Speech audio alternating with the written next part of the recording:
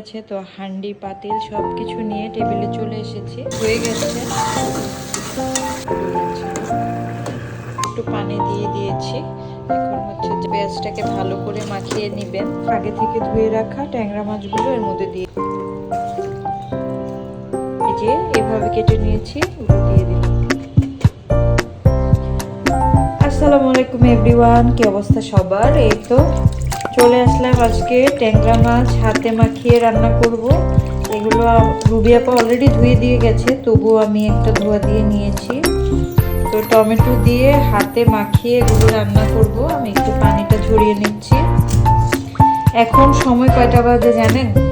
এখন বাজে সময় দুপুর 2টা 40 মিনিট। আর এখন এসেছি আমি রান্না করতে, কারণ সাফার আজকে পরীক্ষা ছিল। খুব সকালে ঘুম থেকে ওঠা হয়েছে।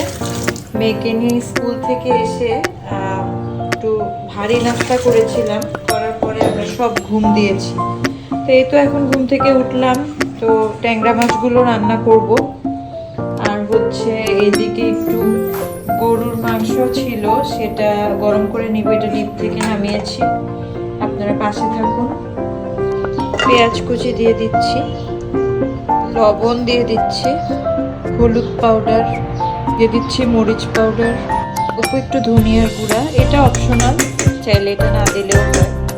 দিয়ে দিচ্ছি সামান্য পরিমাণে একটু তেল। এখন এটা ভালোভাবে মেখে নিব।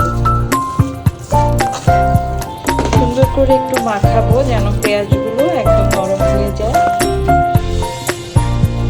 আমরা যেভাবেই রান্না করি না কেন, কিন্তু হাতে মাখানো রান্নার কিন্তু একটা আলাদা টেস্ট আছে।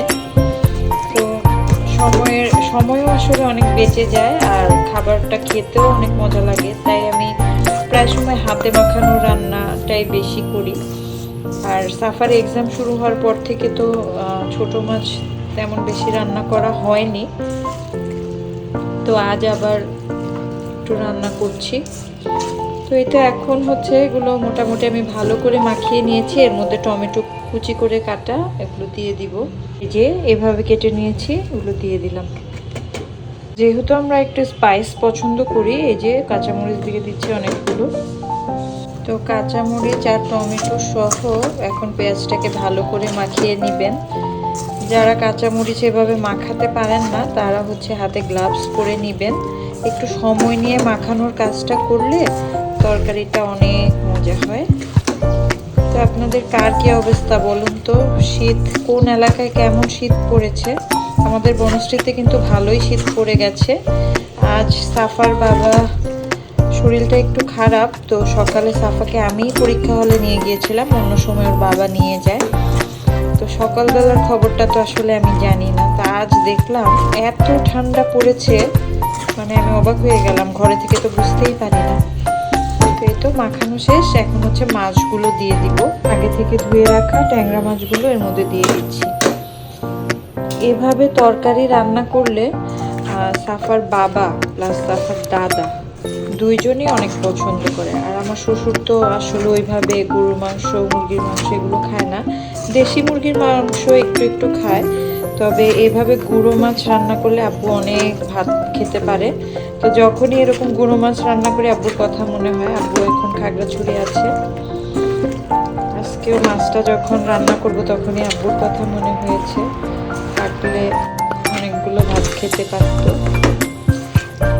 তো এখন এগুলোকে একটু মাখিয়ে আমি আমার হাতটা ধুয়ে একটু পানি দিয়ে দিব।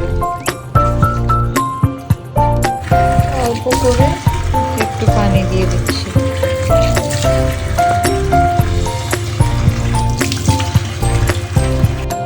এই তো আমি আমার হাতটা ধুয়ে অল্প করে একটু পানি দিয়ে দিয়েছি।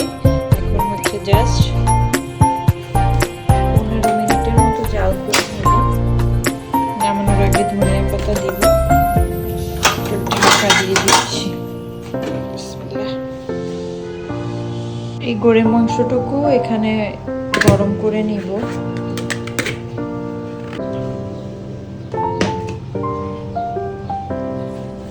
তাতে চাল বসিয়ে দিই।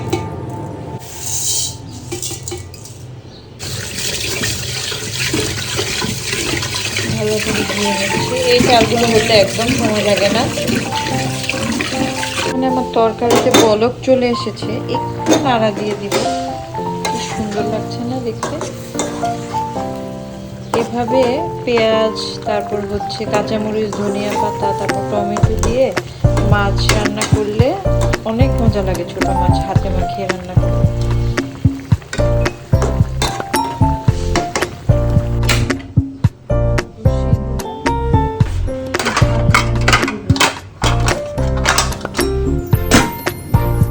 আমার তরকারি রান্না শেষ, উপর থেকে ধনিয়া পাতা ছিটিয়ে দিচ্ছি। দেখতেই অনেক সুন্দর লাগছে। হয়ে গেছে, নামিয়ে নিচ্ছি। গরুর মাংসটা বসিয়ে দিলাম।